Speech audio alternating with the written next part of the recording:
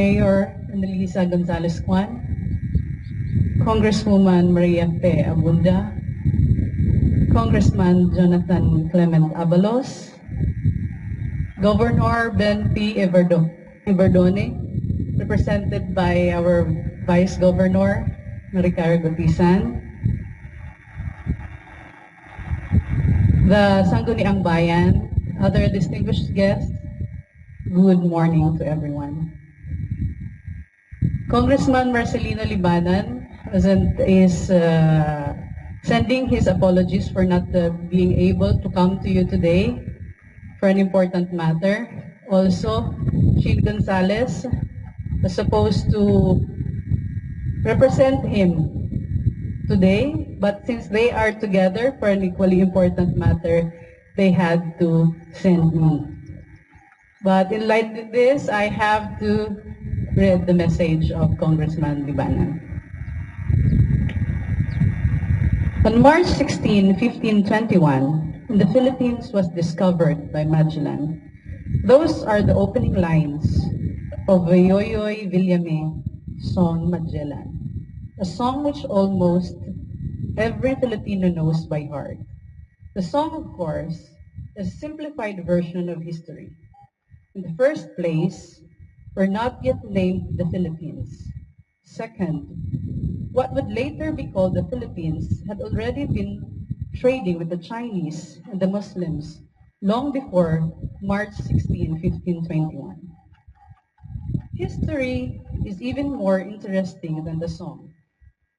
In fact, if we go through the life of Ferdinand Magellan, one gets the feeling that his biography would make an epic that would put master and commander, the far side of the world, to shame.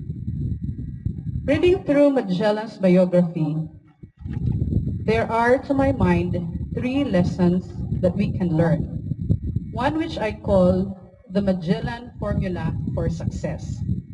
Simply put, knowledge and skills plus true grit plus luck equals success.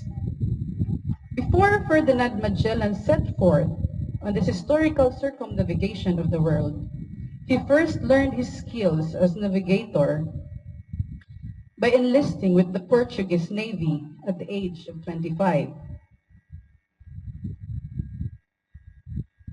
Within 4 years, he would participate in one of the 6 greatest naval battles that changed the world, the Battle of June, which marks the beginning of European dominance over the seas of Asia.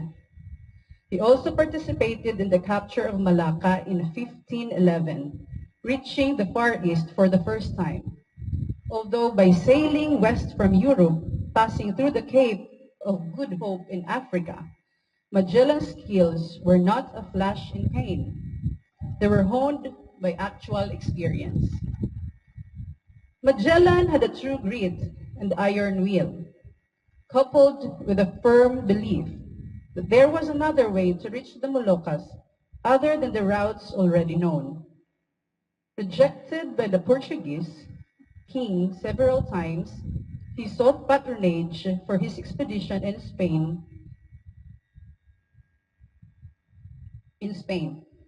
His Spanish crew, resenting being led by the Portuguese, mutinied when they reached Argentina.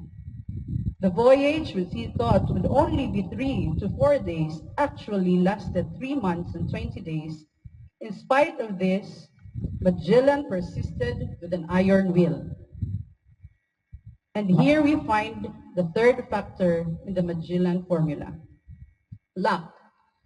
We'll say it was also God was on the side of Magellan and his men.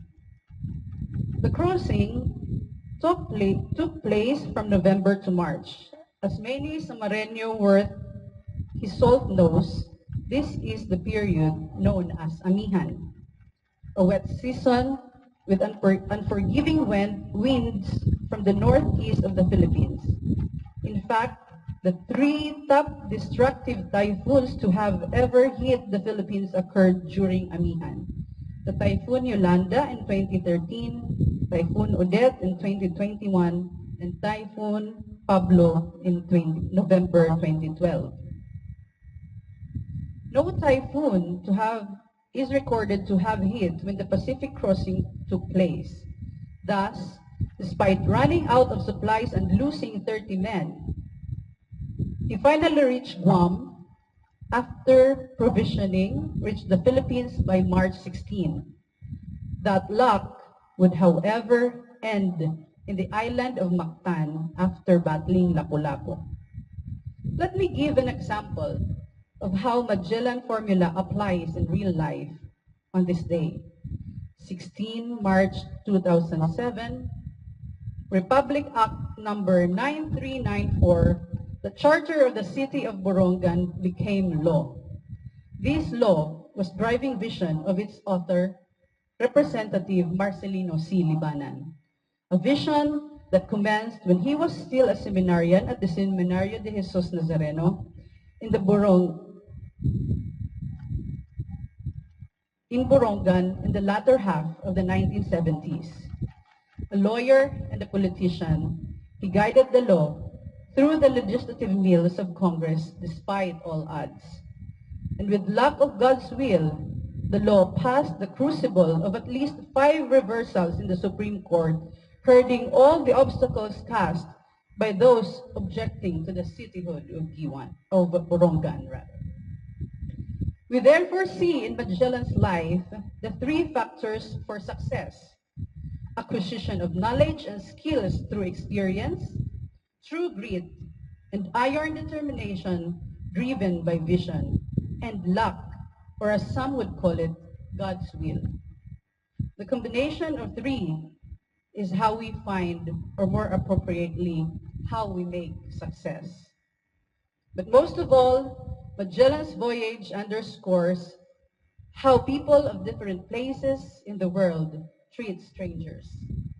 When Magellan first made landfall in Guam on March 6, 2021, the native inhabitants greeted the sore and hungry travelers not with open arms, food, and hospitality. Instead, in the words of the Chronicle Pigafetta, the natives climbed up the ships and stole whatever they could lay their hands on, including a boat tied to the ship Trinidad. This led them to call the island as Islas de los Ladrones, or the Islands of Thieves.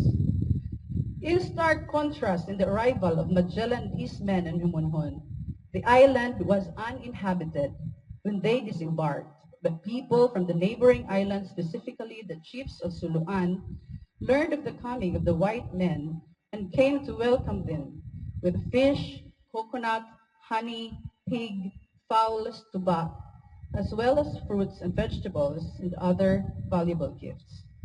The Spanish named the island as Nueva Providencia from the natives.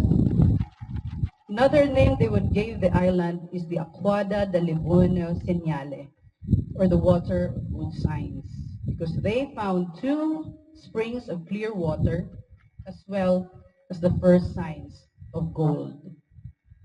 Thus today, we mark not only the success of the Magellan formula, but also celebrate the legendary hospitality with which of the Suluan and Homonhon, by extension, the Filipino people greeted the strangers from an alien land speaking an unknown tongue.